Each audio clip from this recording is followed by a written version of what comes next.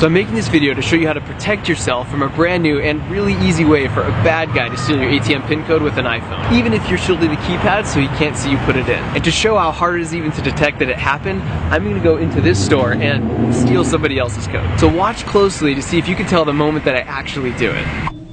So she just swiped her ATM card and she's inputting the PIN here, which is the last thing you do before you finish your transaction.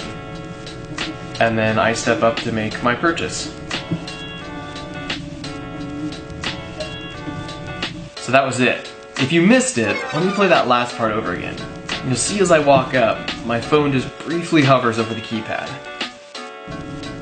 So let me explain what just happened. So what I've got here is a device from a company called FLIR that just came out onto the market, and it clips onto the back of an iPhone and it displays infrared, which basically allows you to see the temperature of things. Here's where it gets interesting. 30 seconds ago, I was sitting on this couch. You probably can't tell where, but how about now?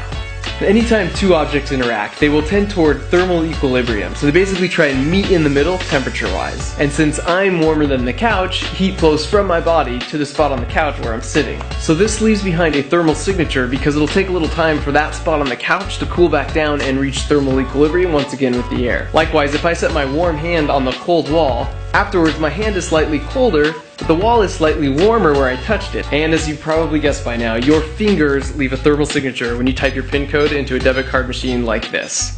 And as you can see, in this case, the PIN code was 12345. 12345? Yes! That's amazing! I've got the same combination on my luggage!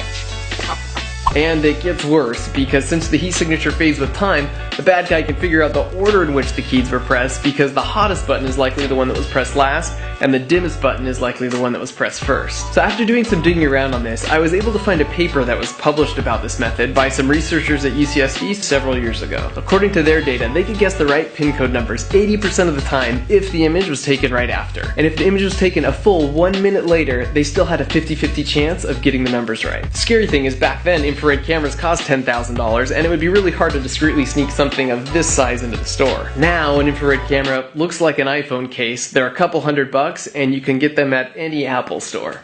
However, there are two pieces of good news here. The first is that this won't work on all keypads. For example, metal keypads reflect IR like a mirror, plus they're highly thermally conductive, which dissipates the heat quickly, which doesn't allow for a thermal signature to even be left behind. However, I still found plenty examples of rubber and plastic buttons in my area that definitely left behind a thermal signature. Not to mention the other applications beyond PIN codes, such as door entry systems. The second, and this is the real point of this video, is that it is really easy to defend against this by simply resting your fingers on other buttons as you type in your code. As you can see here, this simple precaution makes a meaningless thermal signature. So spread the word, because it doesn't take any extra effort or time, and it makes this potential threat a complete non-issue. Oh, and finally, if you are part of the 11% of the population whose PIN code actually is 12345, consider this sage advice. Change the combination on my luggage! Yes, sir.